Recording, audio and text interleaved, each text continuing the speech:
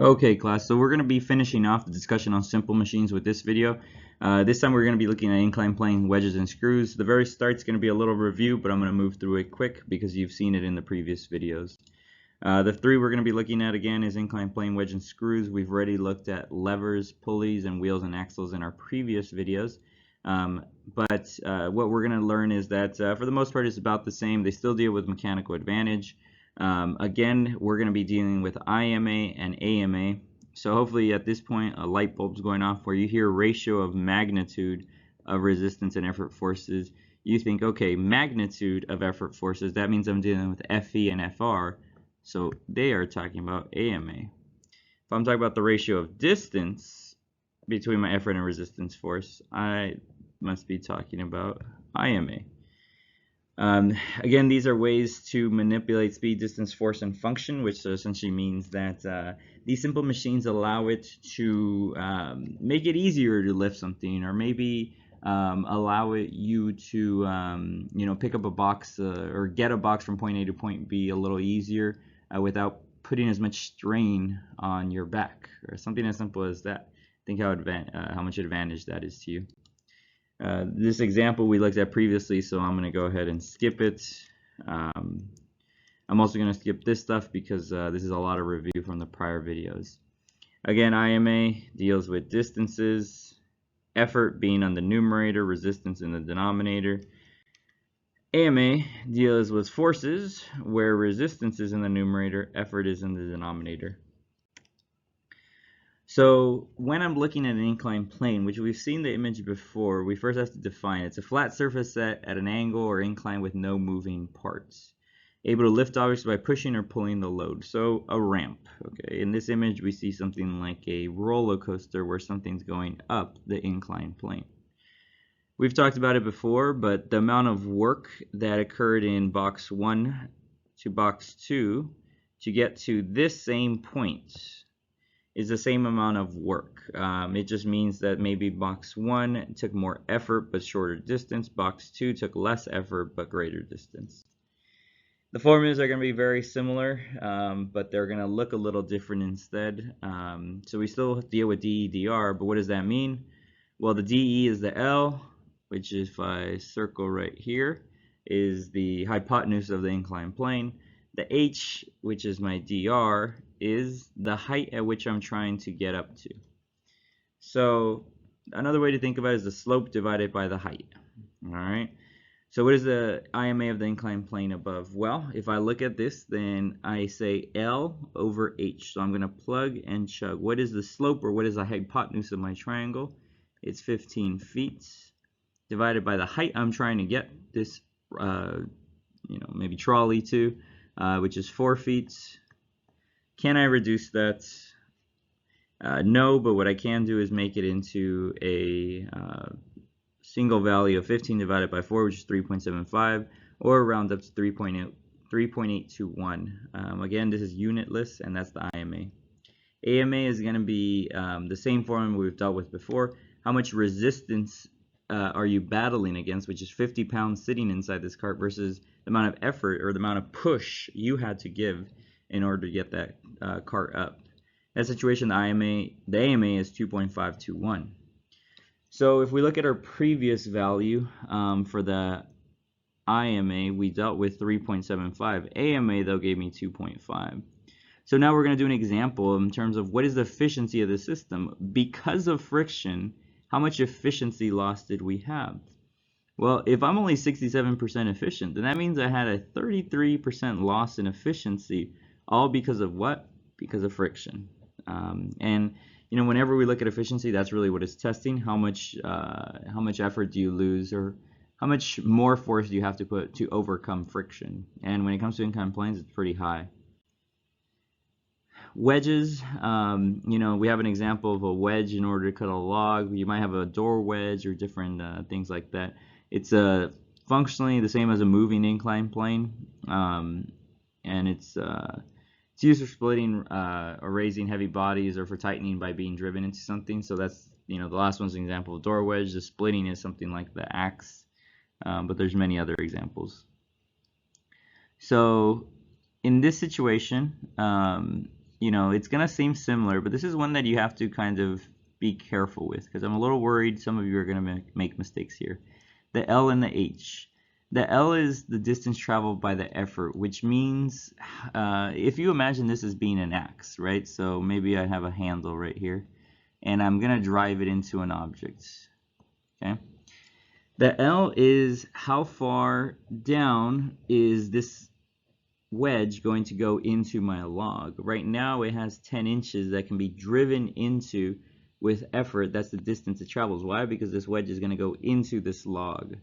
So the DE is the 10 inches. The distance traveled by the resistance, well, that's going to be my H, because it's splitting the wood or whatever it's splitting in half. This distance is the amount of space that it's going to leave at the very end. So this is the log fighting back. How much? 3 inches. Why? Because it doesn't want to be split open.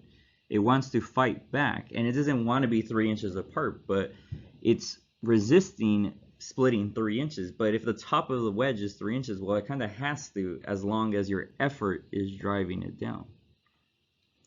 So in this situation, you know, what's the IMA of the wedge shown? Well, it's going to be L divided by H.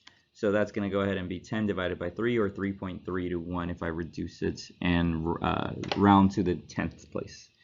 When it says L perpendicular to the height, that means that L and H are always going to be perpendicular to each other. That's going to be important to note. But yeah, now let's look at the AMA.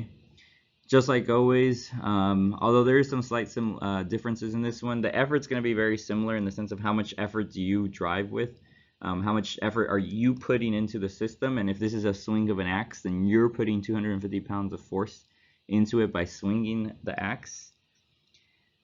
Difference is the resistance is going to be the resistance of whatever you're driving into. So let's say you're starting to drive into this log that I drew previously. Well, the resistance felt, the log is going to put 700 pounds of force back onto the wedge. So the wedge has to fight back with an equal and opposite force of 700. So it's resisting the log weight and pushing with 700 pounds. We only take one of these into account, even though it's on both sides. I want you to pay attention to that. Don't make that mistake. So it's 2.8. So what's the efficiency again? AMA divided by IMA. You're going to get tired of hearing this formula, but we're going to 84%, which means wedges are pretty efficient. This is just an example. Don't think that every wedge is 84% efficient. This is just this example. But it means there's a 16% loss in efficiency. So, you know, we're starting to get a feel for which is more efficient and which one's not. But don't think that these numbers are true for every single situation. Our final one is screws, and with that we close off simple machines. So there's two components. It's really like an inclined plane wrapped around the cylinder. It's kind of cool to think about it that way. If you had a ramp or a piece of paper that I cut into a triangle, and then I just started wrapping it around a screw, well, then it's just if I started wrapping around a pencil, then it's going to create this screw type shape. You could do that yourself if you want to. And so that means that I'm going to get the mechanical advantage of a super really long inclined plane. Just imagine a screw is kind of like a super long inclined plane wrapped around a steel rod. So I'm going to expect a really large mechanical advantage, but which one, ideal or actual? So let's see. So again, the properties of a screw, it changes rotary motion into linear motion. So if you think about it, I screw in circles any kind of like wood screw or metal screw into my wall, yet the rotational motion turns into the nail going into the wall. So even though I'm turning my wrist clockwise to drive a screw in, it's going into the wall. So that's the change from rotary to linear. Uses threaded fastener, meaning I can fasten something to the wall. It's got a really large MA, but we're going to find out which one, but a large amount of friction loss. So let's see that in person. Really quickly before we go there, some things you should note. Thread information, this is important to note. The first number is the diameter. The second number is the threads per inch, which I'll get a little more into detail. And then NC means thread description, which would mean non-coarse. This is kind of like how do the screws look. Actually, I'll probably talk about this more in class. So the pitch is the distance between the threads. So threads per inch. That means if I took a snapshot of a 1-inch screw, and let's say this is 1 inch of this longer screw, how many threads are there? So there might be 1, 2, 3, 4, 5, 6, 7, 8, 9, 10, 11, 12, 13 in this situation. Okay. So that's threads per inch. The pitch is the distance between them. So, and if, you know, how far will a screw with 13 threads per inch move linearly if turned 1 full rotation? That means that if I turn 1 full 360, that it's only going to go 1/13 of an inch into the wall. Okay. IMA is the 1 rotation of the effort arm. Linear distance traveled during 1 rotation of the effort arm. So let's take a look at that. So the IMA is the circumference divided by the pitch. If we just got to the point, what is IMA? What's the formula for it? Circumference divided by pitch. So you need to know those two things about your screw in order to calculate IMA. So what is the IMA of the screw above? If the effort applied is 8-inch long wrench. So that means if I had a wrench drawn on this, and I'm just going to draw a quick example of some kind of terrible looking wrench. Okay, oh, that's a pretty bad wrench, but let's say it has an 8-inch arm, and I'm going to start turning it so that it rotates. Okay. What is the mechanical advantage of this? Well, the circumference is 2 pi r. Why? Because the 8 inches is not actually the diameter, it's the radius from, we'll say, the center, the fulcrum in this situation, to the end of your effort. Because why? Because I'm going to be turning right here. I'm going to be grabbing this handle at the end of the wrench and turning it around. So it's 2 pi 8 inches divided by the pitch. Well, the pitch again is the second number, so the pitch is 1 divided by the TPI. So pitch is equal to 1 divided by TPI. So 1 inch divided by 20, which means that I end up with mechanical advantage over 1,000 times what it would be if I didn't use a wrench. So mechanical advantage of 1,000. It's crazy.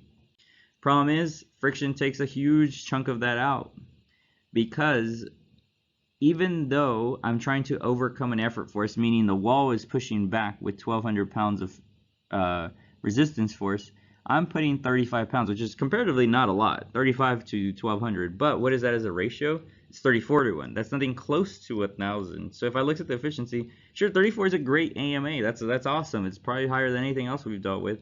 But it's only 3.4% efficiency if I did some rounding, which means the possibility in a frictionless world that screws would be efficient, would give you a mechanical advantage is massive. The problem, of course, is the fact that they're not efficient because of friction. You have huge frictional losses because there's so many places where friction is able to affect the screw. Every single turn, every single little inch of that is being affected by friction.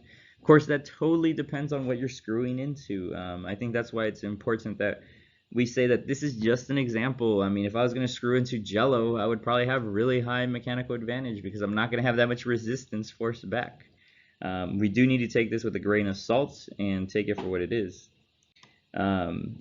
So in the end, compound machines are a combination. So here you'll see whether it's levers with the handles, whether it's wheel and axles, whether it's gear ratios, which we'll get into a little later, but a combination. If we wanted to calculate the mechanical advantage of a compound machine, which is a combination of a lot of different simple machines, you just multiply them.